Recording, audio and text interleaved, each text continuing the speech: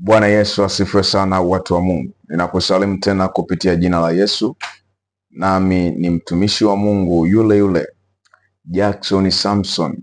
Nimeokoka na mpenda Yesu na niko tayari kwa ajili ya kukuletea habari hizi kila inapoitwa leo, kwa sababu aliyeniokoa ndiye atakaye kuokoa pale ambapo utaweza kufanya maamuzi.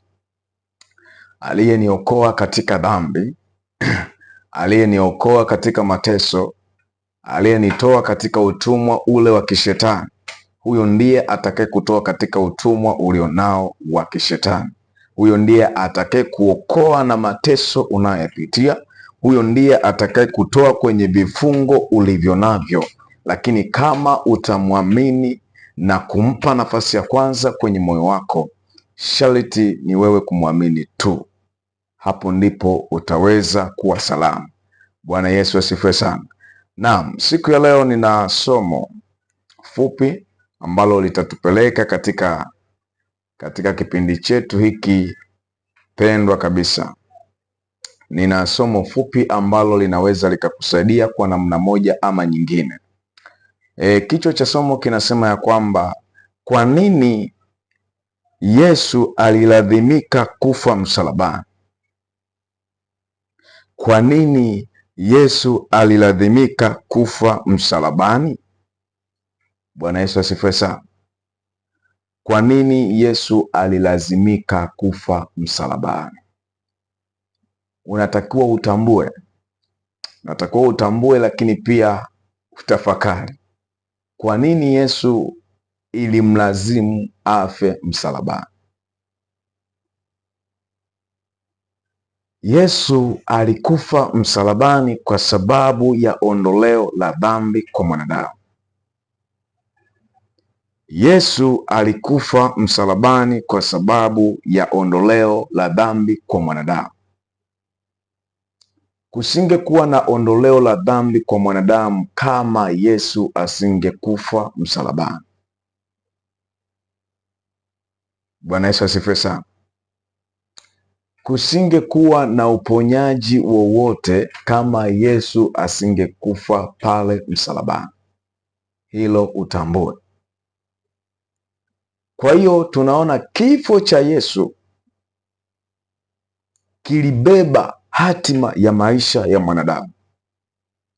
Kifo cha Yesu kilisababisha mwanadamu apate kuokolewa katika ule utumwa wa shetani.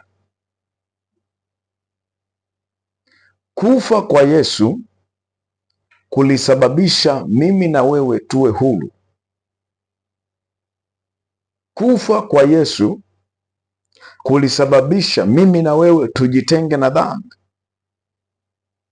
Na ndo maana ilimlazimu Yesu kufa pale msalabani. Kusingekuwa na ondoleo lolote kama Yesu asingelikufa pale kanisani, pale msalabani. Kwa hiyo lazima utambue kwamba Yesu hakufanya maigizo pale msalabani, wala hakwenda kufanya mchezo, wala sio mazingaombwe yale. Ni kitu halisia kwa sababu ya dhambi ya mwanadamu. Bwana Yesu asifiwe sana. Kwa hiyo tunapokuwa tunazungumza habari za Yesu, tunazungumza habari za mwanaume aliyeshinda kifo na mauti pale msalabani. Na ndio maana ilifika wakati akasema yote imekwisha. Kwa ajili ya ile damu kumwagika, akasema yote imekwisha. Sasa inasikitisha pale ambapo mwanadamu unaendelea kudumu katika dhambi na kuendelea kufanya yaliyo maovu na kuendelea kufanya dhambi za kila namna na kutokuwa na ile hofu ya Mungu.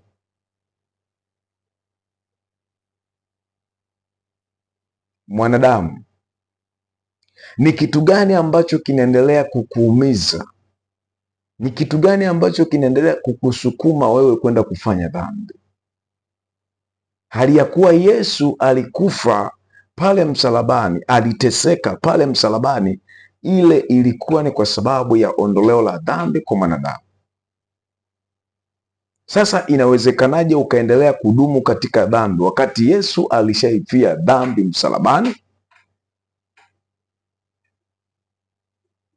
Bwana Yesu asifiwe sana. Hakuna umuhimu wowote wa wewe kudumu katika dhambi kama Yesu alishaifia dhambi msalabani. Kwa hiyo tunapofanya dhambi, ina maana kwamba tunamrudisha Yesu msalabani. Sasa tunaendeleaje kudumu katika dhambi? Tunaendeleaje kufanya uovu usiofaa? Tunaendeleaje kufanya vitu viovu hapa duniani wakati tunajua ya kwamba Yesu hakuja kufanya maigizo? Yesu hakuja kufanya mazingaombwe, lakini mwanadamu, kwa sababu umefungwa, kwa sababu shetani umempa nafasi, na ndio maana inafika wakati unafanya dhambi kama chakula. Unaifanya dhambi kama chakula, kwamba usipokila hicho chakula, na maana kwamba huna amani kwenye moyo wako. Bwana Yesu asifiwe sana. Kuna gharama kubwa ya wewe kwenda kuurithi ufalme wa mbinguni, na sio lelemama. Kuna gharama isiyo ya kawaida ya wewe kwenda kumuona Yesu, sio kufanya maigizo. Hakuna usalama hapa duniani kama hatutamkiri Yesu, kama hatutakubali kuachana na dhambi. Hakuna usalama.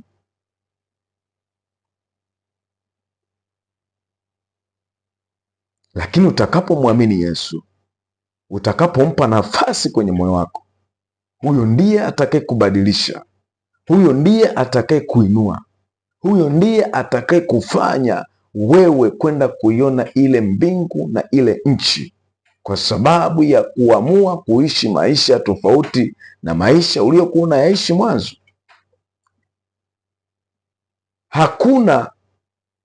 Hakuna urahisi wa wewe kwenda kuiona mbingu kama hautakubali kujitoa. Na ndio maana Yesu alizungumza akasema ya kwamba yeye atakayetaka kunifuata na ajikane nafsi yake mwenyewe kisha anifuate. Bwana Yesu asifiwe sana. Kwa hiyo mtu wa Mungu, kuna gharama kubwa wewe kwenda kuiona mbingu, wewe kwenda kumwona Yesu. Kuna gharama kubwa sana, na ukichukulia kawaida, ukichukulia mizaa, ndugu yangu, utaangukia pua. Kwa hiyo usalama wetu ni sisi kujitenga na dhambi, ni sisi kuishi maisha matakatifu. Huo ndo usalama pekee. Somo linasema ya kwamba kwa nini ilimlazimu Yesu kufa msalabani? Ni kwa sababu ya ondoleo la dhambi. Tutaangalia maandiko kwenye kile kitabu cha Waebrania sura ile ya 9 na ule mstari wa 22. Waebrania sura ile ya 9 na ule mstari wa 22. Tutaangalia ili tujue ni kwa namna gani sisi tunaweza kuondokana na uovu. Ukisoma kwenye ule mstari wa 22, mstari wa 22 unasema kwamba na katika Torati vitu vyote husafishwa kwa damu. Na katika Torati vitu vyote husafishwa kwa damu. Bwana Yesu asifiwe sana. Lakini anaendelea anasema ya kwamba na pasipo kumwaga damu hakuna ondoleo la dhambi. Pasipo kumwagwa damu hakuna ondoleo lolote. Kwa hiyo tunajifunza ya kwamba kumbe pasipo damu hakuna nini? Ondoleo la dhambi. Kumbe ile damu ya Yesu isingemwagika, sisi tusingekuwa na nini? Na ondoleo la dhambi. Lakini kupitia damu ya Yesu tulipata kuwa na nini? Na ondoleo la dhambi. Kupitia damu ya Yesu tulipata kusamehewa dhambi kupitia damu ya Yesu. Imetufanya sisi kuishi maisha ambayo ni ya amani. Kwa sababu ya nini? Yesu alishaifia dhambi pale msalabani. Lakini kwa machukizo haya, kwa dhambi hizi zinazoendelea, kuna gharama kubwa ya wewe kwenda kumwona Mungu, na mbingu inatekwa na wenye nguvu. Wale wamtafutao Mungu hawataibika. Kwa hiyo ni lazima ufanye maamuzi, ni lazima umkubali Yesu, lazima uishi maisha matakatifu. Jitenge na dhambi, achana na uovu, achana na mambo yasiyofaa. Mfuate Yesu kama alivyosema, yeye atakayetaka kunifuata ni lazima ajikane nafsi yake, kisha aubebe msalaba wake anifuate. Achana na dhambi. Dhambi haitakufikisha mbinguni. Tamaa haitakufikisha mbinguni. Wizi hautakufikisha mbinguni. Uovu hautakufikisha mbinguni. Mambo yasiyofaa hayatakufikisha mbinguni. Lakini utafika mbinguni kama utakubali kujitenga na dhambi. Mungu akubariki sana. Niite mwinjilisti Jackson Samson. Niko katika shamba la Bwana nikiendelea kupaza sauti kwa kila mtu, kwa kila kabila, juu ya taifa lolote. Nitamtangaza Yesu kama alivyosema, enendeni ulimwenguni mote mkaihubiri Injili kwa kila kiumbe. Aaminie, aaminie, aaminie.